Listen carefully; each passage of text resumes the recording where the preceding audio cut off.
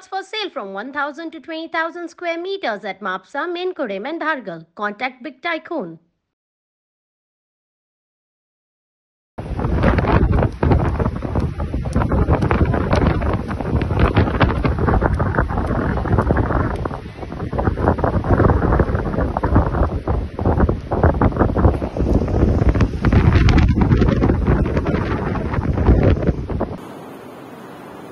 नमस्कार.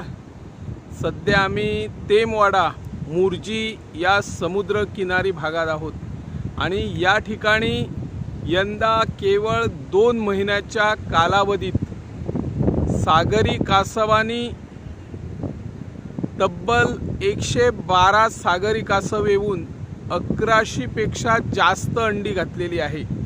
आतापर्यंतचा जर इतिहास बघितला तर या 2 महिन्याच्या कालावधीत 112 सागरी कासवानी येऊन या ठिकाणी अंडी घालणे हा एक नवा विक्रम कासव संवर्धन मोहिमेच्या यशाच्या शिखरावर गणला जात आहे.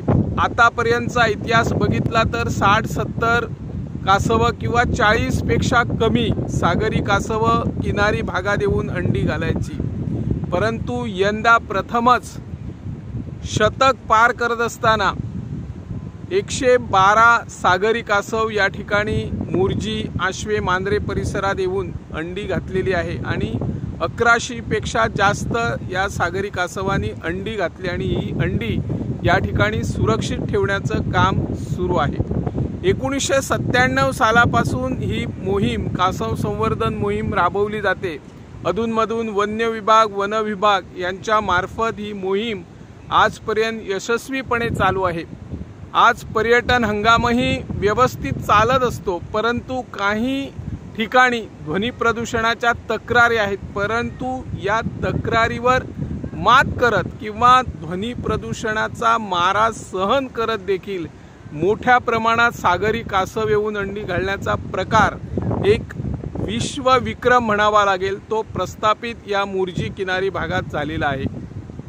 कासव संवर्धन मोहीम यशस्वीपणे राबवण्यासाठी वन्य विभाग, वन विभाग, सरकार आणि स्थानिक जे आपले व्यावसायिक आहेत, पर्यटन हंगामात जे लहान मोठे व्यवसाय करतात, तेही या सागरी कासवासाठी संरक्षण देण्यासाठी आणि या मोहिमेला सहकार्य करत असतात. त्यामुळे ही मोहीम आतापर्यंत यशस्वी ठरलेली आहे. आतापर्यंतच्या इतिहासात तब्बल 112 सागरी कासव या ठिकाणी येऊन अंडी घालतात, हा एक मुर्जीचा मान आहे आणि या सागरी कासवामुळे आपलं मुर्जी गावचं नाव आंतरराष्ट्रीय पर्यटन स्थळावर पोहोचलेलं आहे.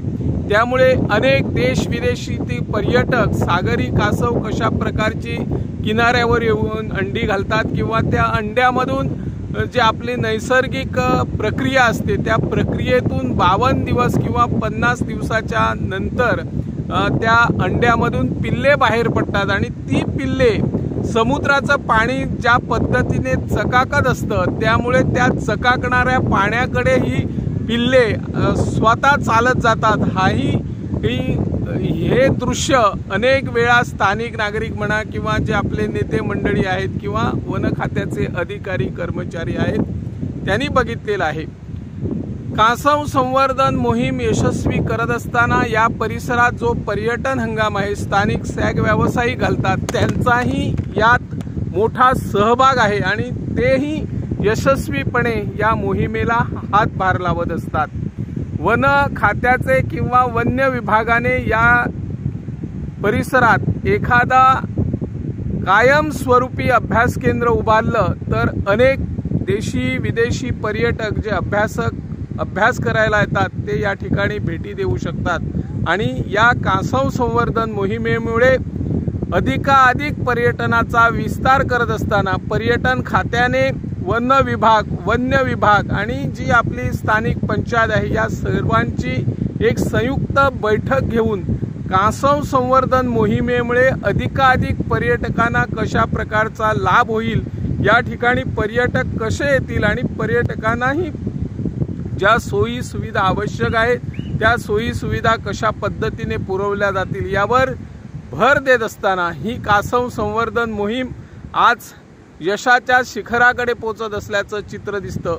तब्बल 112 सागरी कासव या ठिकाणी आलेली आहेत आणि त्यांनी अंडी घातलेली आणि या अंड्यांना सुरक्षा देण्याचं काम दिवसाचे 24 तास वन्य विभागाचे कर्मचारी कामगार करत असतात।